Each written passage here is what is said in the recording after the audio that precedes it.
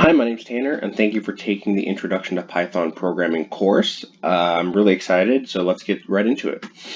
Who is this class for? It's really for anyone who's interested in learning how to program, people who want to get right into the code instead of installing a bunch of stuff. We go right into it using an online compiler, so all you need is access to the internet. And ideally, it's for people who don't have any prior programming knowledge or very little, because we're going to get really basic and go over the very fundamentals of programming. So the structure of the course, we're first going to, get started, learn the compiler we're going to use, and just basics of programming, learning variables and different data types in Python. Then we're going to go into logic and loops and how we can use those in our algorithms.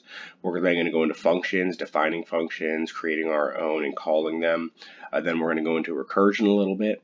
And then we're going to go into the basics of object-oriented programming and understanding why we actually create objects in programming and what they're really useful for. And what if you have any questions? Well, first, Google is your friend.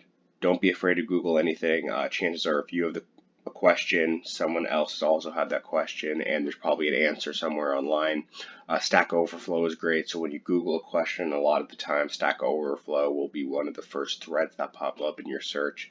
It's a great resource, and then you can also ask in the Q&A section of this class, and either another student or I will help and answer the question for you.